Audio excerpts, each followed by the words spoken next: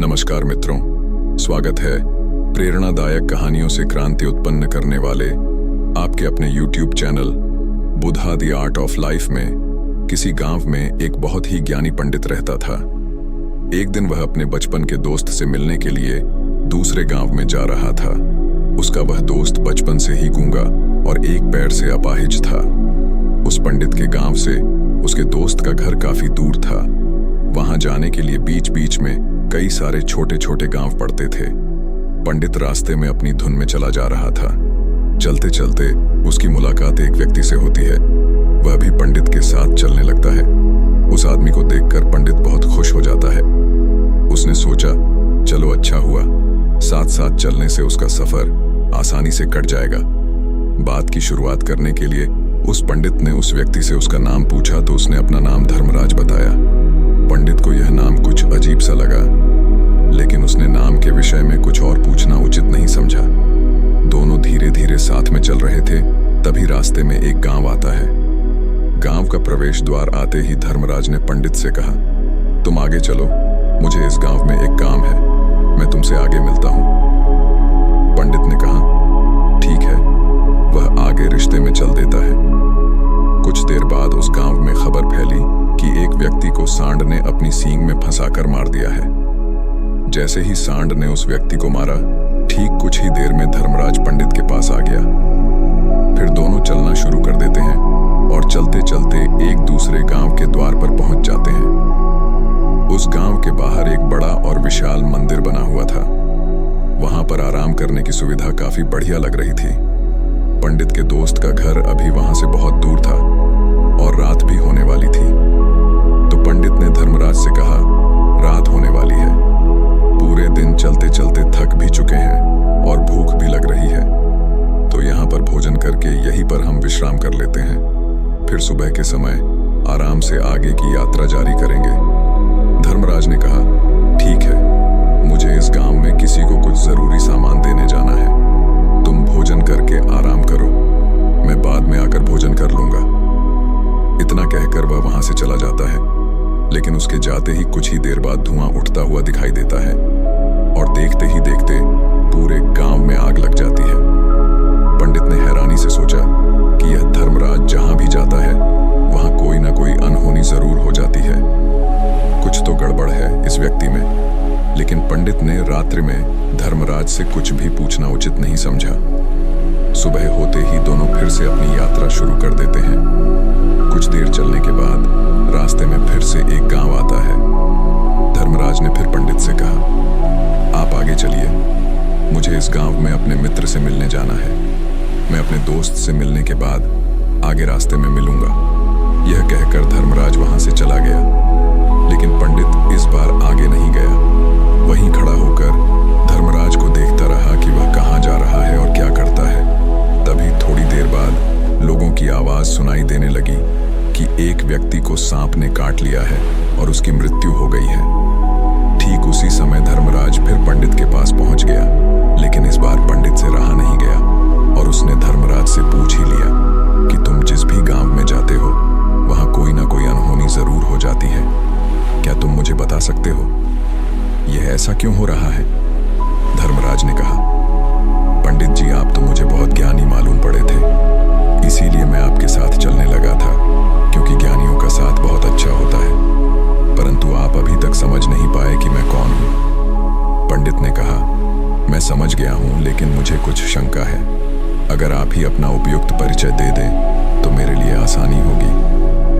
तब धर्मराज ने जवाब दिया कि मैं यमदूत हूं और यमराज की आज्ञा से उन लोगों के प्राण हरण करता हूं जिनकी उम्र पूरी हो चुकी है। हालांकि पंडित को पहले से ही इस बात की आशंका थी।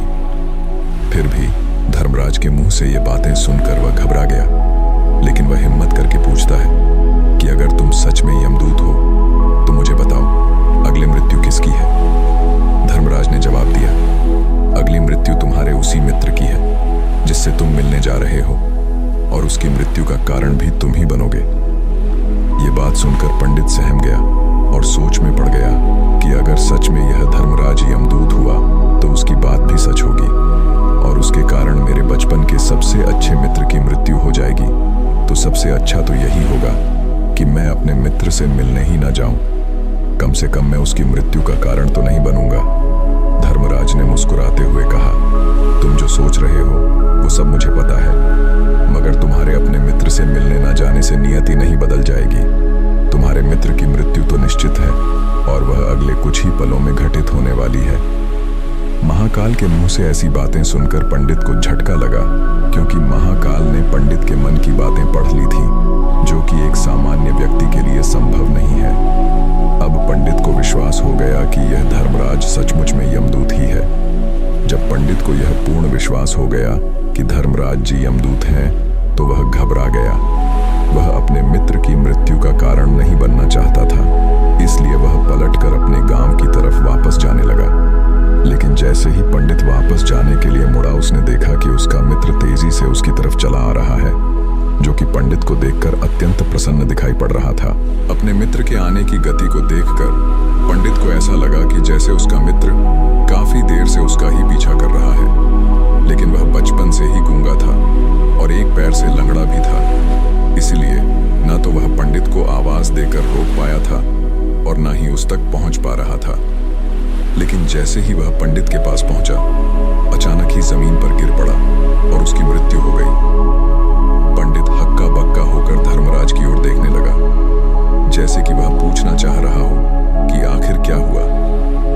धर्मराज पंडित के मन में उठ रहे प्रश्नों को समझ गया और बोला, तुम्हारे मित्र ने पिछले गांव में ही तुम्हें देख लिया था और मैं वहीं से ही तुम्हारा पीछा कर रहा था, लेकिन गूंगा और लंगड़ा होने की वजह से वह तुम तक नहीं पहुंच पाया। उसने अपनी पूरी ताकत लगाकर तुम तक पहुंचने का प्रयास किया, लेकिन बुढ़ापे में बचपन जैसी ताकत नहीं होती, इसलिए हार्ट अटैक होने के कारण उसकी मृत्यु हो गई, क्योंकि वह तुमसे मिलने के लिए अपनी सीमाओं को तोड़कर तुम्हारे पीछे भाग रहा था।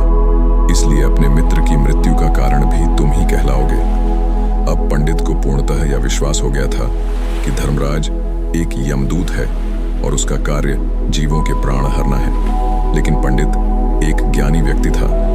वह यह भी जानता था कि मृत्यु पर किसी का वश नहीं है, सबको एक ना एक दिन मरना ही है। यही सोचकर उसने अपने आप को संभाल लिया। लेकिन अचानक ही पंडित के मन में अपनी मृत्यु के बारे में जानने की इच्छा हुई। इसलिए उसने धर्मराज से पूछा कि जब मृत्यु मेरे दोस्त की होनी थी, तो तुम शुरू से ही मेरे साथ क्यों चल रहे थे? यह प्रश्न सुनकर धर्मराज जोर से हंसा और बोला, मैं तो हर पल हर क्षण सभी के साथ चलता हूँ, किंतु लोग पहचान नहीं पाते, क्योंकि लोगों के पास अपनी समस्याओं के अलावा किसी और व्यक्ति, वस्तु या घटना के बारे में सोचने, समझने या उसे देखने का समय ही नहीं होता। पंडित ने कहा, तो क्या तुम ये बता सकते हो कि मेरी मृत्यु कब, कहाँ और कैसे होगी? महाकाल ने कहा, हालांकि किसी भी सामान्य जीव के लिए अपनी मृत्यु के बारे में जानना ठीक नहीं है, क्योंकि कोई भी जीव हो वो अपनी मृत्यु के बारे में जानकर बहुत दुखी हो जाता है। हालांकि तुम ज्ञानी व्यक्ति मालूम पड़ते हो और तुमने जिस तरीके से अपने मित्र की मृत्यु को सहन कर लिया है, उसे देखकर लगता है कि तुम अपनी मृत्यु के बारे में जानकर भी दुखी नहीं होंगे। तो तुम्हारी मृत्यु आज से ठीक 6 महीने बाद आज ही के दिन किसी दूसरे राज्य में फांसी लगने से होगी। और सबसे हैरानी की बात तो ये होगी कि तुम स्वयं ही खुशी से उस फांसी को स्वीकार कर लोगे। इतना कहकर धर्मराज वहां से चला गया, क्योंकि अब धर्मराज के पास पंडित के साथ चलते रहने का कोई कारण ना था। इसके बाद पंडित ने अपने मित्र के शरीर का अंतिम संस्कार किया और यथाशक्ति उसके क्रियाकर्म करके अपने गांव वापस आ गया। लेकिन कोई व्यक्ति कितना भी ज्ञानी क्यों ना हो, अपनी मृत्यु के बारे में जानकर दुखी तो होता ही है और मृत्यु से बचने का कोई ना कोई उपाय भी खोजता है। तो पंडित ने भी वही किया, क्योंकि पंडित विद्वान था, इसलिए उसकी पहचान उस राज्य के राजा तक थी। पंडित ने सोचा कि राजा के पास तो कई सारे ज्ञानी मंत्री हैं, वो मेरी मृत्यु से संबंधित समस्या का कोई ना कोई समाधान निकाल ही लेंगे।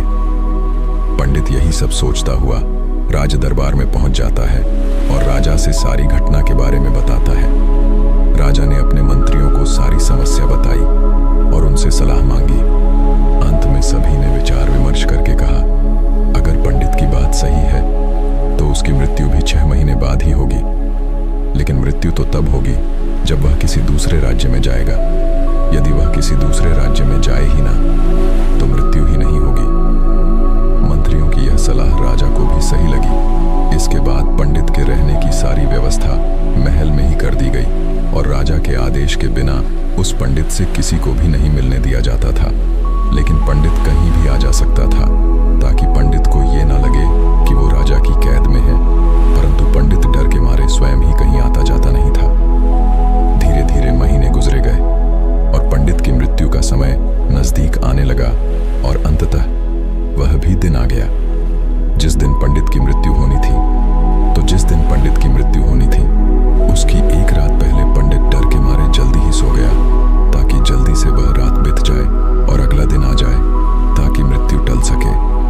लेकिन पंडित को नींद में चलने की बीमारी थी और अपनी इस बीमारी के बारे में वह स्वयं ही नहीं जानता था। तो फिर राजा, मंत्री या किसी वैद्य को इसके बारे में बताने का कोई प्रश्न ही नहीं उठता।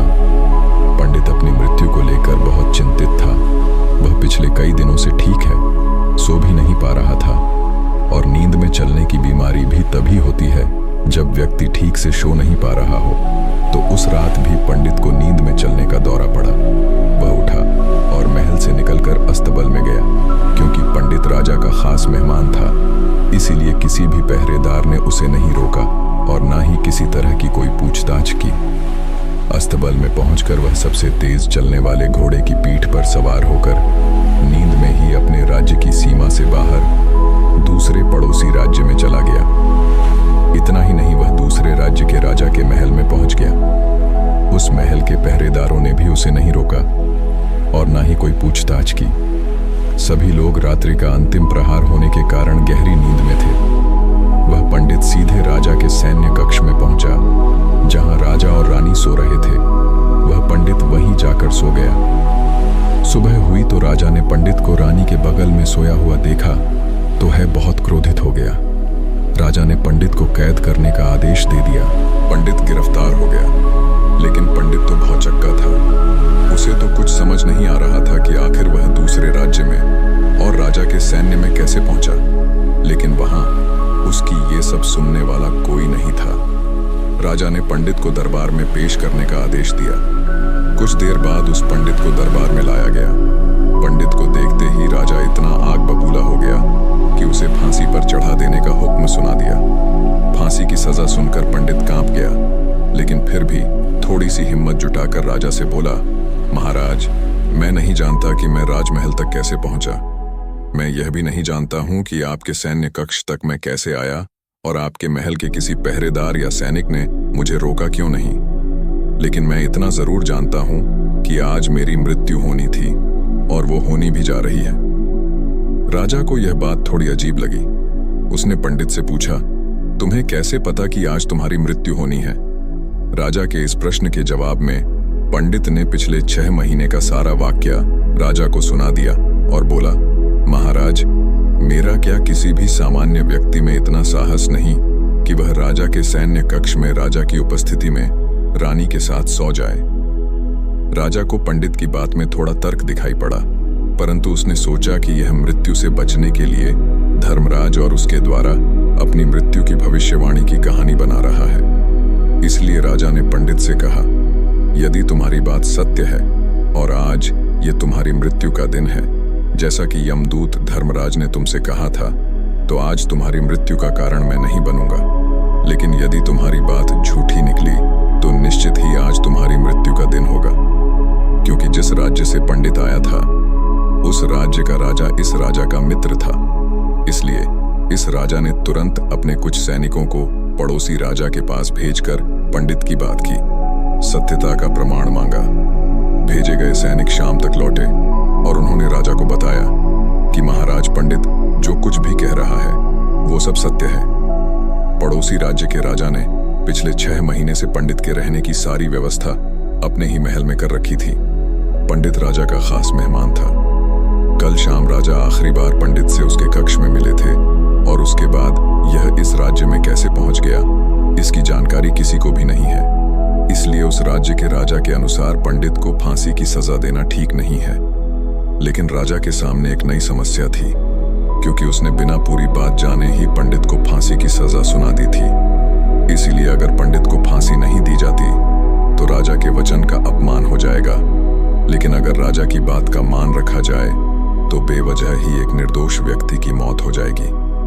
राजा ने अपने सभी मंत्रियों से इस बारे में सुझाव मांगा तो मंत्रियों ने राजा को सुझाव दिया कि महाराज, पंडित को एक कच्चे सूत के धागे से फांसी लगवा दी जाए। इससे आपके कथन का भी मान रह जाएगा और कच्चे सूत के धागे से पंडित को फांसी भी नहीं लगेगी और उसके प्राण भी बच जाएंगे। राजा को मंत्रियों का यह सुझाव पसंद आया और उसने ऐसा ही करने का आदेश दे दिया। पंडित के लिए कच्चे सूत के धागे से फांसी का फंदा बनाया गया और नियम के अनुसार पंडित को फांसी पर चढ़ाया जाने लगा। सभी लोग बहुत खुश थे कि ना तो पंडित मरेगा और ना ही राजा का वचन खाली जाएगा। पंडित को भी पूर्ण विश्वास था, ये सूत के धागे से तो उसकी मृत्यु हो ही नहीं सकती, इसीलिए उसी पर चढ़ने के लिए तैयार हो गया। जैसा कि धर्मराज ने भविष्यवाणी की थी कि तुम खुद ही अपनी फांसी को स्वीकार करोगे। लेकिन जैसे ही पंडित को फांसी दी गई, सूत का धागा तो टूट गया, लेकिन टूटने से पहले उसने अपना काम कर दिया था। पंडित के गले की एक नस सूत के धागे के झटके से कट चुकी थी और पंडित जमीन पर पड़ा तड़प रहा था। उसी पल उसके गले से खून की फुहार निकल रही थी और देखते ही देखते पंडित का शरीर पूरी तरह से शांत हो गया। सभी लोग आश्चर्यचकित थे और पंडित को मरता हुआ देख रहे थे। किसी को विश्वास नहीं हो रहा था कि कच्चे सूत के धागे से भी किसी इंसान की मृत्यु हो सकती है। लेकिन घटना तो घट चुकी थी। नियति ने अपना काम कर दिया था और धर्मराज की भविष्यवाणी सच हो चुकी थी। श्रीमद् भागवत गीता में भगवान श्री कृष्ण ने कहा है, जो होना होता है वो होकर ही रहता है। हम चाहे कितनी ही सावधानी बरतें, कितना ही उपाय कर लें, लेकिन घटना और घटना की पूरी प्रणाली पहले से ही तय होती है, जिसे हम थोड़ा सा भी इधर उधर नहीं कर सकते हैं। दोस्तों, शायद इसीलिए ईश्वर ने हमें भविष्य जानने की क्षमता नहीं दी है, ताकि हम अपने जीवन को ज्यादा बेहतर तरीके से जी सकें। और यही बात उस पंडित पर भी लागू होती है। अगर पंडित ने महाकाल से अपनी मृत्यु के बारे में ना पूछा होता तो 6 महीने तक राजा के महल में कैद रहकर डर डर कर जीने की बजाय ज्यादा बेहतर जीवन जीता। तो दोस्तों, उम्मीद करता हूं आपको इस कहानी से एक अच्छी सीख मिली होगी। ये कहानी आपको कैसी लगी हमें कमेंट बॉक्स में कमेंट करके जरूर बताएं और इस वीडियो को अपने दोस्तों के साथ जरूर शेयर करें ताकि उन्हें भी इस कहानी से कुछ सीखने को मिल सके। धन्यवाद।